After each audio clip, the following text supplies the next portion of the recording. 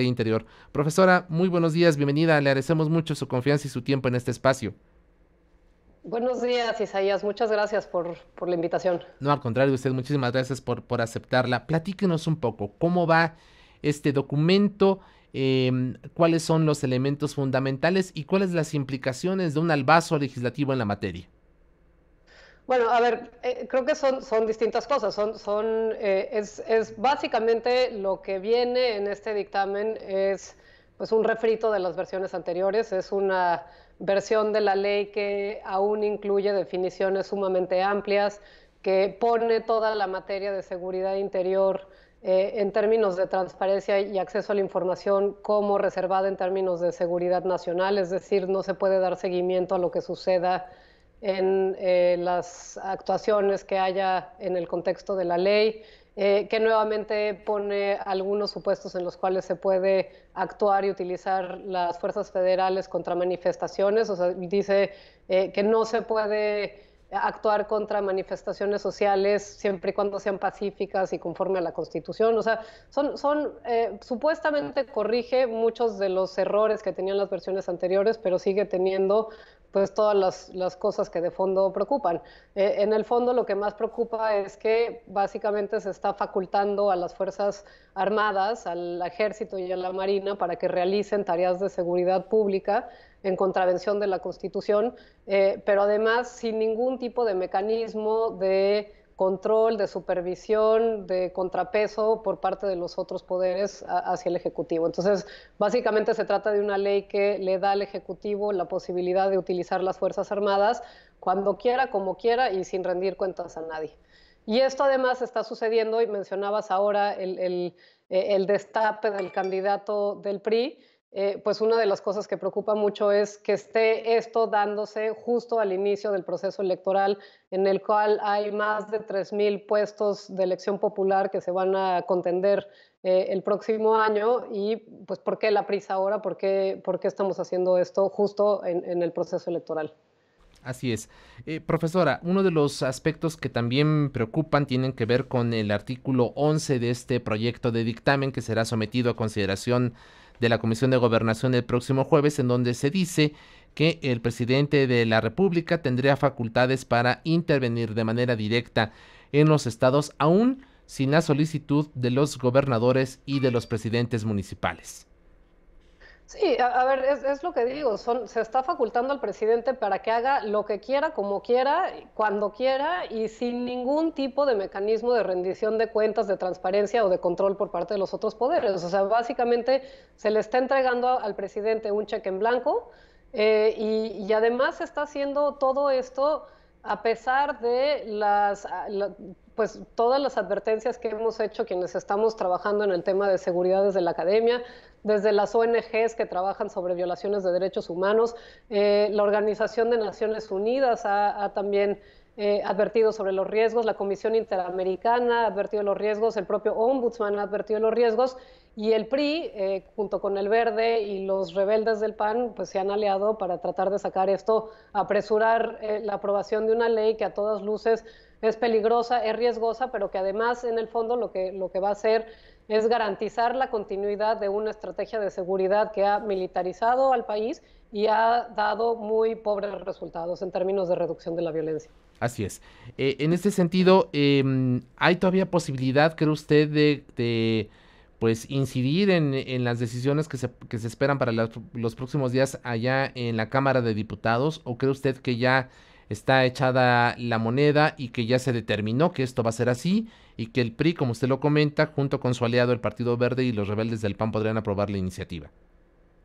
A ver, lo pueden hacer porque tienen suficientes votos para hacerlo. Yo creo que francamente, es muy riesgoso que ellos lo estén haciendo. Yo creo que se puede caer esto en la Corte porque, pues, como bien decías, se extralimitan las facultades del presidente porque se están otorgando facultades a las Fuerzas Armadas que son inconstitucionales.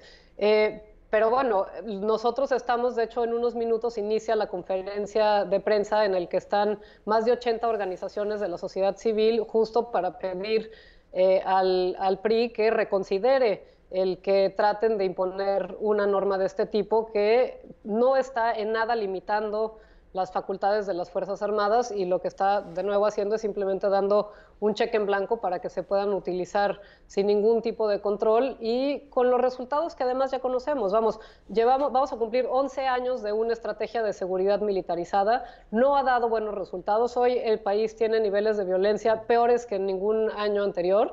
Y sin embargo, no se está tomando en cuenta que esto es un factor que está determinando el aumento en la violencia. Nosotros tenemos estudios en el Centro de Investigación y Docencia Económicas, en el Instituto de Investigaciones Jurídicas, se han hecho estudios en los cuales se demuestra que esta estrategia es uno de los factores que está causando el aumento de la violencia. Entonces lo que necesitamos es detener la militarización del país, no pisar el acelerador para que continúe. Otra de las cosas es el efecto que esto está teniendo en la posibilidad de capacitar y reestructurar, mejorar la situación en la que están las policías. Entonces parece un círculo vicioso en el cual entre más presencia militar hay en los estados, menos se atienden las policías, más presupuesto se le da a las Fuerzas Armadas, menos presupuesto se le da a las policías y entonces estamos nosotros mismos empeorando la situación de las policías y haciéndonos cada vez más dependientes de la participación de las Fuerzas Armadas. Ahora, lo grave de esto no es nada más el hecho de que se esté haciendo con cero rendición de cuentas y sin posibilidades de control por otros poderes, sino que además pues el ejército, la marina, el propio secretario Cienfuegos lo ha repetido innumerables ocasiones, no están preparados para realizar las labores de seguridad pública. Ellos no son policías, ellos no deben estar haciendo investigación del delito, no deben estar haciendo detenciones, no deben estar haciendo la prevención del delito, eso corresponde a las autoridades civiles. Entonces, lo que vemos en esta norma con mucha preocupación es la claudicación del poder civil ante la militarización del país. Así es. ¿Qué hacer, profesora? Mientras tanto, es un hecho y también estudios que ha realizado tanto el CIDE como otras instituciones de mucho prestigio. El diagnóstico que presentó la UNAM hace algunas semanas sobre la situación de la seguridad en el país, pues indican que las policías, tanto a nivel municipal como estatal, e incluso federales, pues no están en estos momentos con la posibilidad, con la capacitación, con la profesionalización para hacer frente a los niveles de violencia que se generan. ¿Qué hacer mientras tanto? Porque, como usted bien lo comenta, pareciera que de una u otra manera estamos mucho más cercanos a las dependencias de las Fuerzas Armadas en este tipo de labores ante la incapacidad de las policías, pero mientras tanto, ¿qué podemos hacer? Porque, como usted bien lo comenta, los niveles de violencia y de inseguridad siguen creciendo. A ver, yo hay dos cosas. Una es, nosotros en la página de Seguridad Sin Guerra tenemos una herramienta para escribirle a los diputados. Si puede el auditorio entrar a seguridadsinguerra.org, pueden ahí con un solo clic mandar una carta a todos los diputados para que digan su opinión sobre esta ley. Eso es por parte de qué es lo que la ciudadanía quiere y cómo podemos resistir estos esfuerzos del PRI por militarizar al país.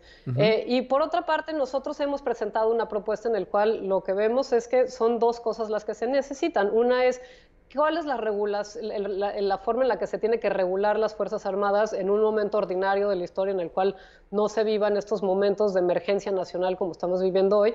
Y la segunda es, como bien mencionabas, ¿cómo llegamos a ese momento? Entonces, lo que vemos es que necesitamos una reglamentación transitoria que nos pueda llevar al punto en el cual las policías estén suficientemente fortalecidas para tomar sus responsabilidades constitucionales que hoy está haciendo el ejército.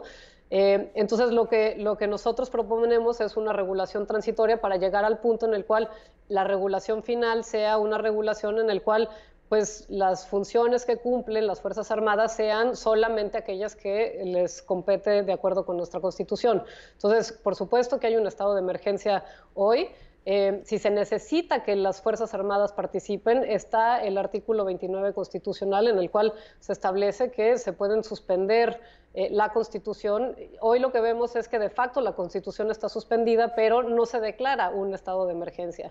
Entonces, lo que tendría que pasar es que se declaren estados de emergencia, no simplemente regular como ordinario lo que es excepcional. Cuando se declara un estado de emergencia, lo que hay se activan mecanismos internacionales y mecanismos nacionales para verificar cómo se está haciendo uso de la fuerza y cómo se están implementando distintos operativos. Lo que hoy tenemos es simplemente, pues ahí están las Fuerzas Armadas desplegadas en el país, contraveniendo la Constitución, y esta ley lo que pretende hacer es simplemente decir, bueno, esto que hoy sucede de manera ilegal, pues con una ley la vamos a hacer legal y nos quitamos el problema de la ilegalidad.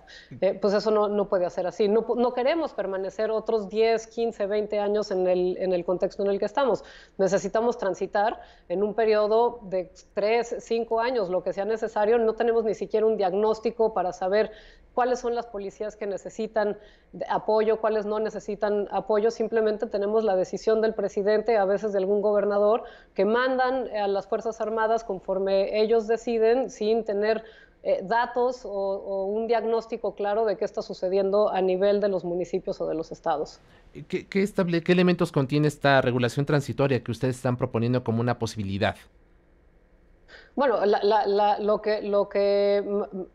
que contiene es un regreso paulatino y escalonado de las Fuerzas Armadas a los cuarteles, del Ejército a los cuarteles, con un complementario fortalecimiento de las policías en cada uno de los municipios y estados. Entonces, tienen que ser dos esfuerzos paralelos. El problema es que hoy, como están las cosas, los gobernadores alzan la mano, dicen yo necesito las Fuerzas Armadas y no se ocupan de sus policías.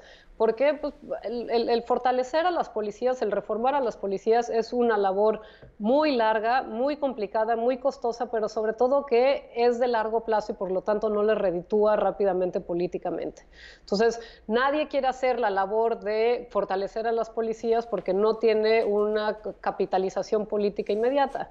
Lo que nosotros necesitamos hacer es obligar a los gobiernos estatales a que se tomen en serio esta labor, que también el gobierno federal se tome en serio la labor de fortalecer a la Policía Federal. O sea, si uno ve simplemente la desproporción que hay entre el número de policías federales y el número de soldados que hay en el país desplegados en un momento determinado, pues puede ver por qué está ahorita el ejército realizando las labores y no la policía. Claro. Entonces, lo que tenemos que tener es dos cosas. Este despliegue escalonado y gradual, el retiro escalonado y gradual de las Fuerzas Armadas, a la vez que tenemos el fortalecimiento gradual tanto de las procuradurías como de las policías a nivel de los estados y también de la federación. Así es. Profesora, en el supuesto, en la hipótesis de que el PRI con sus aliados eventualmente pudiesen concretar este albazo que ustedes están advirtiendo y aprobar esta ley antes de que concluya el actual periodo ordinario de sesiones, es decir, antes del 15 de diciembre, ¿hay posibilidades de que la ley pueda ser controvertida en la Corte, es decir, que se pueda presentar una demanda de inconstitucionalidad? Sí, a ver, sin duda tiene elementos que son inconstitucionales, como te decía, uno de los artículos, por ejemplo, son distintas partes. Una es que ni siquiera dice qué es lo que pueden hacer, simplemente dice que deben de prevenir, contener, perseguir riesgos a la seguridad interior. Y cuando se va uno a ver qué quiere decir seguridad interior, simplemente es el que se ponga lo tengo por aquí apuntado, es el que se afecten las instituciones cuando dicha afectación afecte gravemente a la población. Entonces, ¿qué quiere decir contener una afectación de las instituciones? A mí, por ejemplo, pienso en la corrupción. La corrupción es un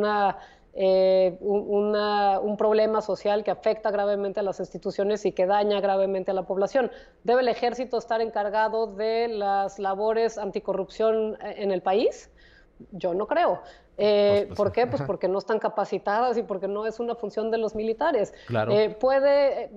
Pensemos en la compra de votos. A ver, se está pasando esta ley justo antes de las elecciones. ¿Debe el ejército estar encargado de que no haya compra de votos y trampas en el proceso electoral? Hijo, a mí la idea de tener una elección militarizada me aterra, pero sobre todo me aterra pensando que si el PRI está dispuesto a pasar esta norma ahorita en periodo electoral, pues no lo está haciendo para no utilizarla durante el periodo electoral y tampoco para cederla al final del periodo electoral. A mí lo que me suena es que esto se está haciendo pues preparándose para que ellos son los ganadores de la próxima contienda electoral.